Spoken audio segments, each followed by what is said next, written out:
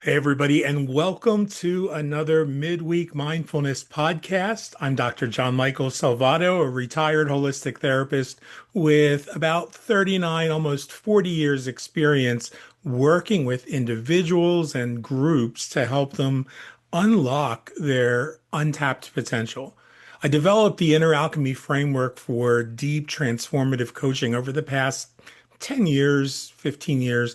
And I'm really happy to have this opportunity to share with you today a presentation that several of you have requested on the six pillars of mental resilience. Some of you have seen me do this presentation on various platforms and stages in group presentations. And so today I thought I would bring to you a guide to thriving through adversity. So, what we're going to cover today is the topic of what mental resilience is really all about and the six pillars themselves in detail. And then we're going to talk about putting the six pillars into practice. At the end, we'll have an opportunity for you to ask questions. And if you're not here live, you can ask questions in the comments. I'm looks like my camera is starting to do crazy things, but you'll have the opportunity to ask questions in the comments, and I'll be sure to get back to you on those.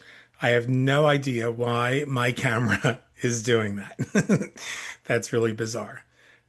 Anyway, I promise you I am not deformed. That's going to really just mess me up. So I'll try not to be distracted.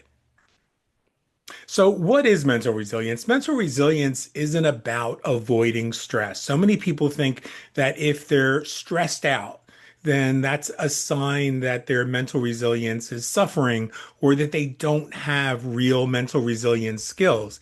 And it's not about avoiding stress, it's about the ability to bounce back from adversity.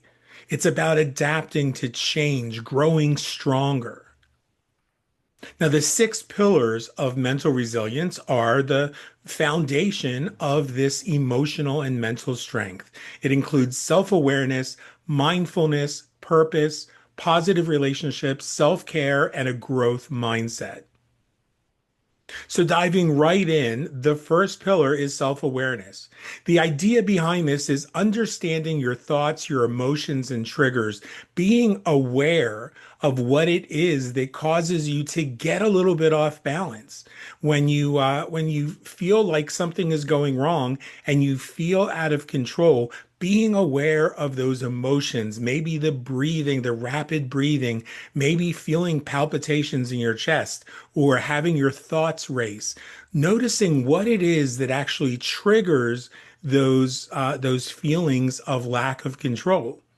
And the reason that we do this, as you're going to see throughout this presentation, I'm going to share the idea with you. Then I'm going to give you the why or the reason behind it, and then challenge you with some actionable tips. The reason behind this is that you can't manage what you don't recognize. So self-awareness is the foundation. It's where we begin by recognizing what's going on inside, whether we're playing old movies, chaotic data, remembering things that happened to us in the past. Self-awareness lets us know when we're operating out of fear rather than out of wisdom. Now, the second pillar, no surprise, is mindfulness. See, once we've brought that self-awareness, we have to begin to cultivate a practice of being present in the moment in a way that brings no judgment, that simply allows us to be the observer of our experiences.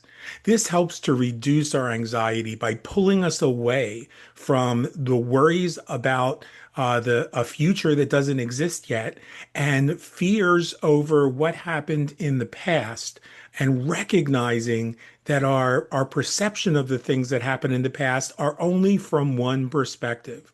And so when we bring mindfulness to the moment, we're able to kind of take the big views, the big picture view, and put ourselves in a place, a perspective where we might see things that we didn't recognize in the past that might be contributing to those triggers we were talking about in the last slide. Now, the actionable tip for cultivating mindfulness can be as simple as breathing exercises, mindful eating, getting out and taking a walk, and recognizing that there's more going on than what's happening inside your head. So listening to the sounds of the birds and the sounds of the cars going by, allowing yourself to feel the breeze, to experience what's going on all around you in a way that you just kind of soften your focus and allow yourself to experience without judging. Now, the third pillar is purpose. My mentor, the late Mr. Jim Rohn, who many of you might know as the person who was Tony Robbins' mentor as well, around the same time, taught me that having a clear why of about what motivates you is important because he would say if your why is clear enough, the how takes care of itself. Your why provides direction and a reason to persevere through hardship. So when things start going crazy and you start to spiral, your why will remind you of the importance of these practices and it'll give you the strength to be able to move through them. You see, we don't suffer unless we're trying to avoid pain. And pain, unfortunately, is part of life. So having a clear why allows us to move through the pain and come out the other side as victors, not victims. Now, the actionable tip for this third pillar is identifying your values, connecting your actions to your purpose, understanding the real reason why. And when you think you have that reason, going one level deeper and asking why that why exists. The fourth pillar is positive relationships. We have to build a strong support network, a network of people who are willing to be present for us and for whom we are willing to be present. And the reason for that is that social connections are the most powerful buffer that any of us will have against stress and against anxiety and against depression.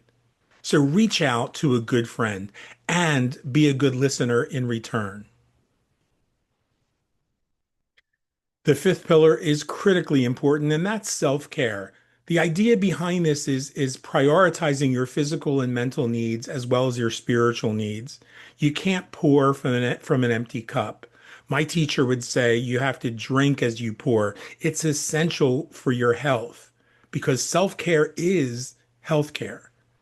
So we make sure that we get enough sleep. We make sure that we move our bodies and dedicate time to engage in the things that bring us satisfaction and joy and make sleep hygiene unnegotiable.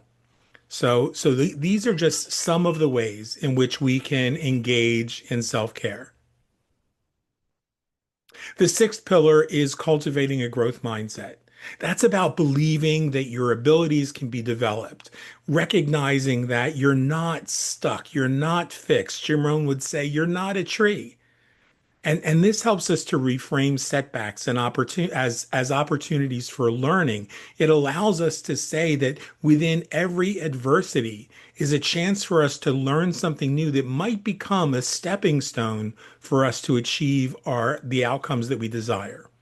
So challenge the negative self-talk, the things that we were told when we were young, the things that cause self-doubt, the things that cause us to feel insecure. Embrace the challenges that are going on around you and bring a sense of curiosity to that challenge to see where that opportunity for learning might be. And consider professional support options as a framework for you to be able to do this. So when we pull these pieces together, and we're going to try to keep these Wednesday mindfulness moments to about 10 to 15 minutes, I just want to underscore again that the six pillars are interconnected parts of one incredible machine. And in 15 minutes, we're not going to be able to go into deep practice with how to do every single one of them. But if you'll choose one pillar that I shared with you today and focus on it for the next week, then I guarantee you'll start to see personal growth. And if you need support, if you need someone to listen to your story and to help you to unlock the ways that you can tap into powerful wisdom, then some I invite you to get reach out to me because we can start some powerful conversations around those topics and can help you. If not me, then somebody else can help you to begin to move forward.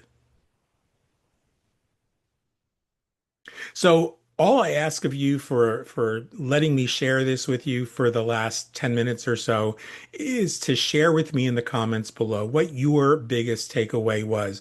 What was the one thing about the six pillars of mental resilience that was an aha moment for you? And on the screen, of course, in front of you, you've got ways of reaching out to me.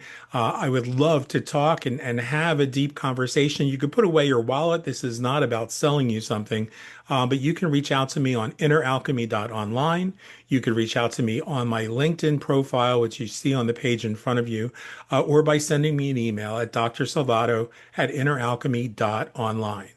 Until next week, I hope to have inspired some moment of mental resilience within you to have planted a seed that you're going to work on for the next week. And I would love to hear how that goes for you.